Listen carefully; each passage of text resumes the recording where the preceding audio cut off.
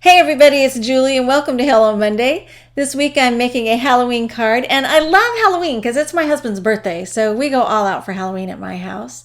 And I'm going to start by taking some Mr. Huey's in Sunshine Yellow, and I wanted to give you a heads up because the label's yellow and it's called Sunshine Yellow, but the color you actually get is more of a burnt orange, and it's a gorgeous burnt orange, but it's not yellow. So heads up on that. And that's why it's a good idea to always make color samples or swatches of your Mr. Huey's when you get them. That way you have a reference later on when you're working on a project. So now I'm going to die cut this really cute Savvy Stamps tree trunk die. It has a wood grain texture built right into it. It actually cuts it right into the paper. And I thought it would be fun in a black cardstock for my card. I'm also going to be working with American Crafts POW glitter paper. This stuff is awesome. The glitter does not come off at all.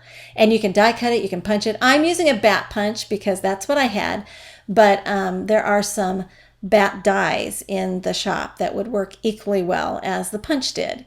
And you do want to be careful when you're mounting your tree trunk because those wood grain dies details get cut right through the paper. You can catch the glue runner, your tape runner, onto those details and kind of tear them. So you do want to slow down a little bit and don't get so crazy, speedy quick that you end up snagging those details and ripping your die.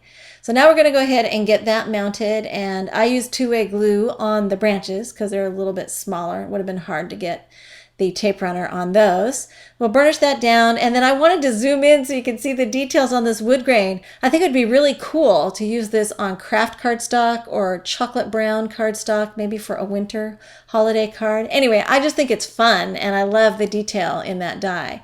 So now I'm going to go ahead and mount this to my card front.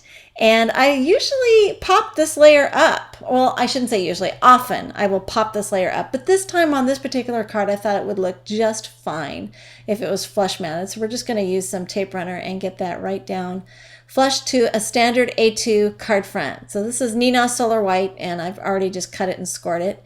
And I'll just burnish from the inside of the card to make sure that if I've got anything on the front, I'm not smearing it around with my hands. And there's my glittery bats. I really wish I could have picked up the sparkle of these bats from this paper. This paper is just so incredible.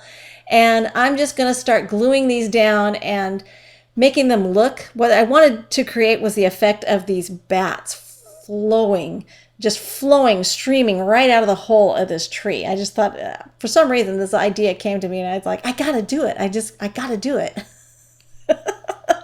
And then I'm gonna take a Happy Halloween or Halloween Wishes sentiment from a great set by Hero Arts that has a bunch of fun Halloween sentiments in it, and use VersaFine black ink. I don't think you need to get too fancy because you got these glittery bats coming out of the tree trunk there, and I think you've got lots of interest and dimension between the Mr. Huey's and the dies, and you really don't need much more than that. I think it's a really fun card, and my son came in when I finished it, and he was like, "Mom, that is a cool Halloween card," and so I was like, yes! If I can impress him, man, I've really done good. Thanks for watching.